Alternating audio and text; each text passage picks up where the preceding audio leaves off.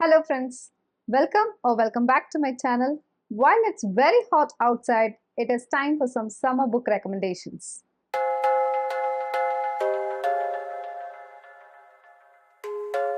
I don't know in which city you're watching this from, but in my city it is hot like hell.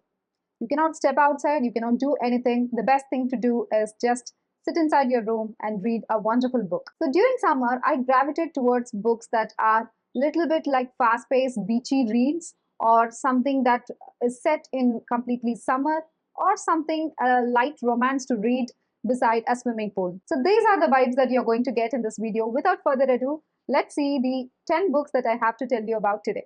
So the first book is the most excited book that I am for in this entire list, because this was my favorite book of 2021, which was the year I started YouTube, and one of the inspiration was that book. I loved that book so much. It is a 5-star read and it was so wholesome. I'm talking about a book none other than The House in the Cerulean Sea by TJ Klune. This I have talked to death in my channel, but this is a very apt book for summer. Right now, I don't have my copy. It is with my sister because I have been ranting about this book so much that people do want to get that book from me. It never stays with me after I have spoken so much about it. Nonetheless, it is staying with me in my heart. This story follows Linus Baker. He is a kind of an inspector for orphanages. So he has to go to an orphanage, check whether everything is in place and whether they can go on further, or do they need to shut down. So he is given a special task this time to investigate an orphanage where magical kids who might bring the destruction of the world. So this is such a wholesome story of 5 or 6 children who have very different identity. One called Arthur Prentice, he is taking care of that orphanage, and the dynamics between the Arthur and Linus Baker is so wonderful. As Linus Baker gets to know each of the children, your heart will get filled up with love and love and love, and it's so good. I loved the entire time. I love Thalia. I think her name is one of the children. She's so funny, so hilarious. They all will make you feel so comfortable, cozy, and it's a wonderful story of love, family, and belonging.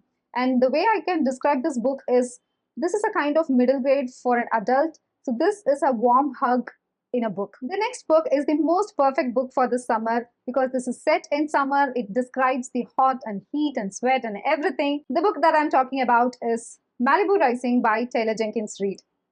If you have read Taylor Jenkins Reid books, it has a beautiful poetic writing. It's lush and green. You can read just any of the Taylor Jenkins Reid books for the summer, but this one is very perfect for it. I've loved reading this book so much. I have annotated a lot of lines in this.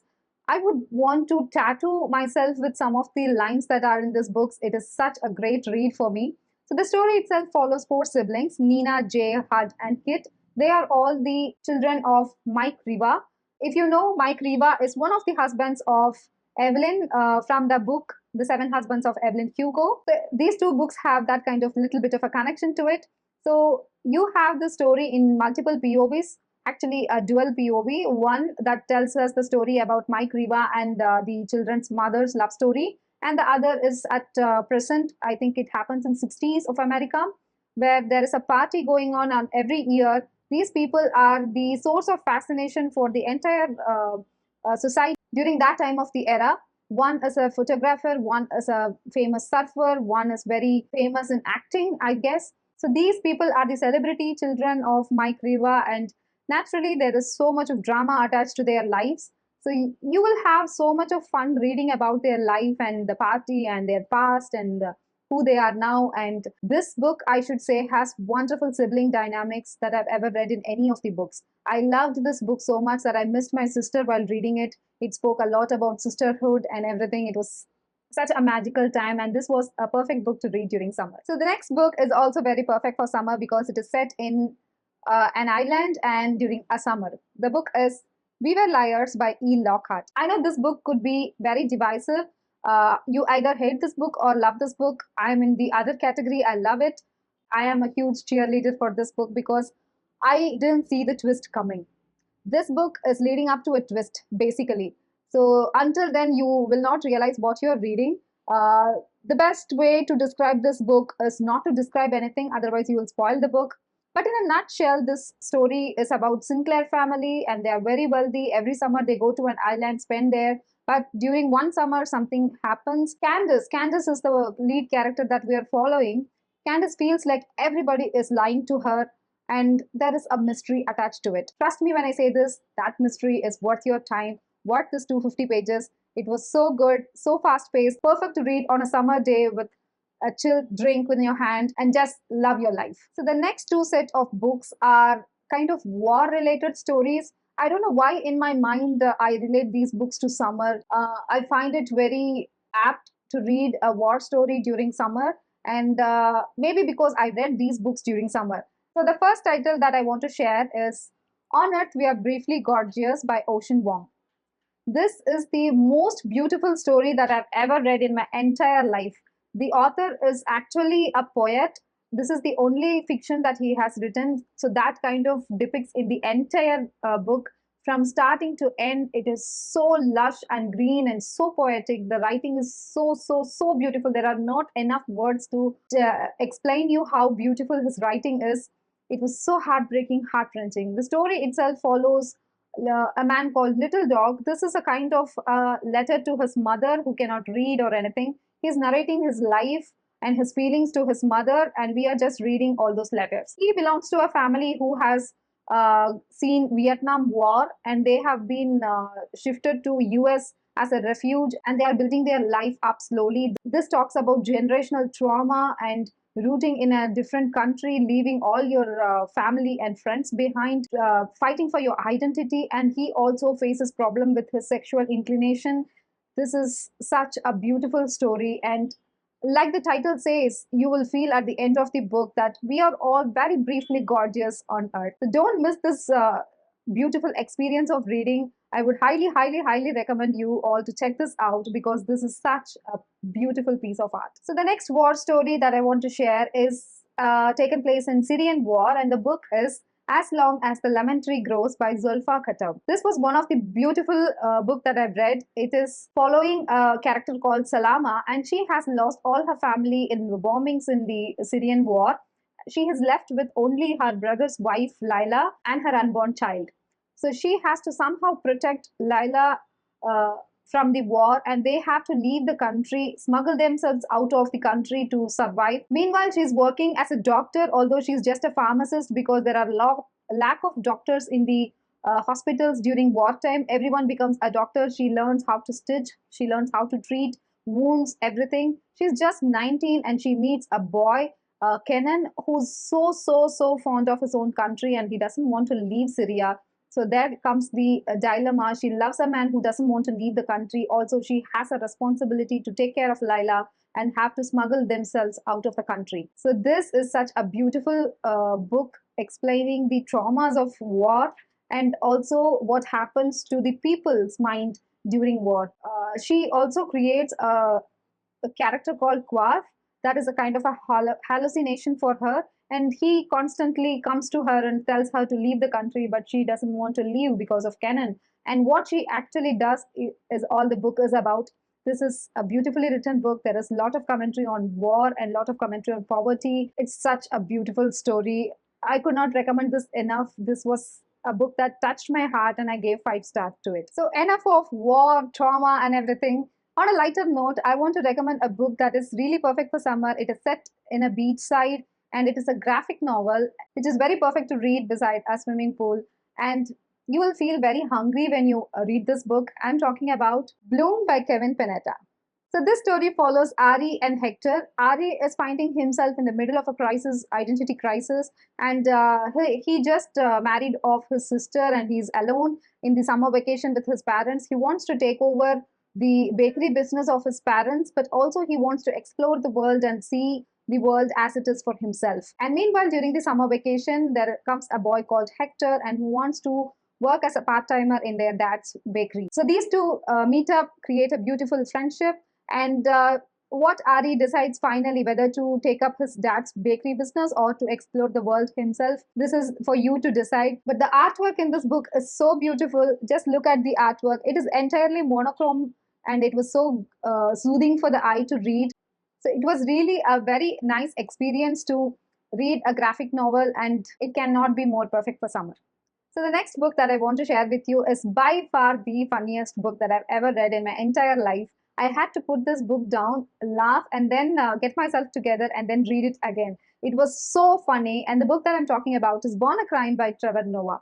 So Trevor Noah is a stand-up comedian in US, and he has a childhood from South Africa, and he's telling us the stories how he grew up, how the racism and the apartheid was just getting its end time during his childhood, and his mother is black and his father is white, and that is not the time that was perfect to have different races of parents together. So it was very difficult for him to face the society. Basically, his grandmother and mother were keeping him as a secret just because he was a colored kid. He was not allowed to go outside.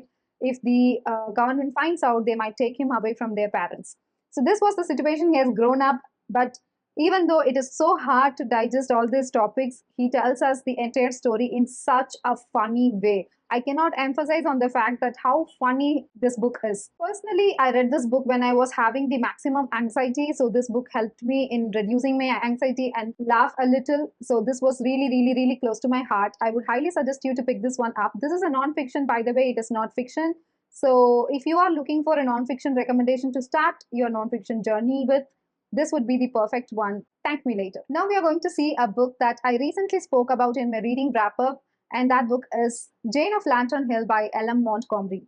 As I said earlier in that video, LM Montgomery is my favorite author. Whatever she writes, she just takes my breath away. She's such a talented writer to captivate the reader with her writing, and this book is not an exception. So Jane is supposed to spend her every summer with her father, whom she thought was dead, because her mother and grandmother were keeping him as a secret from her. One day she finds out that her father is not dead and wants to spend the summer with her.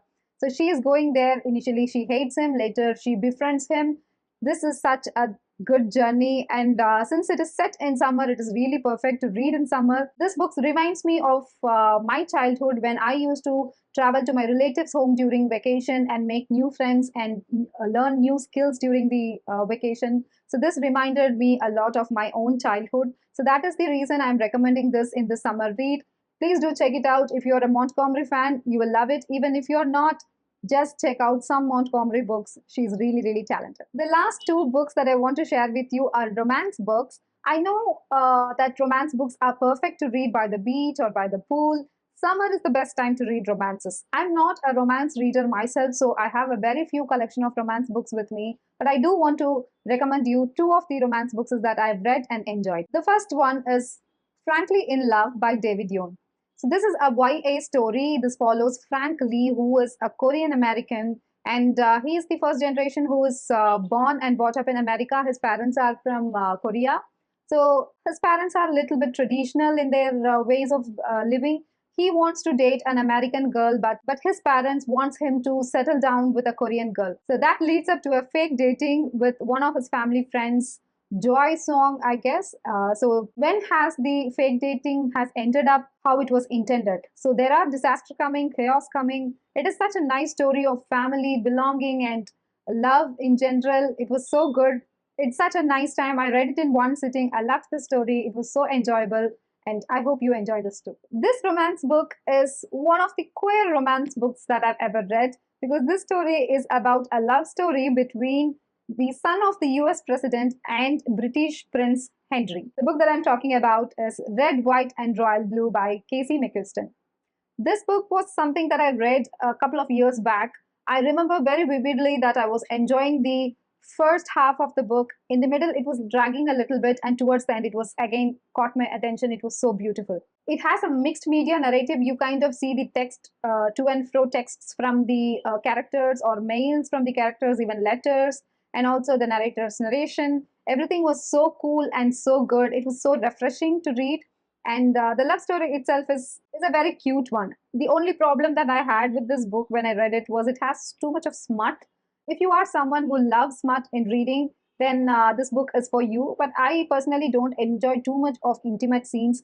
But I love the slow burn. I love the love, everything. But intimacy, I don't like to read much. So if you're looking for a book that has beautiful smut and beautiful writing in romance, this book is for you. So I guess, guys, that's it. These are all the 10 books that I wanted to tell you for this summer, and I hope this will be helpful for you to pick up one or two from this list. If you have a summer recommendation book for me, please do leave it in the comments. I would love to know. And anything bookish, you can talk to me. I will be available in the comments.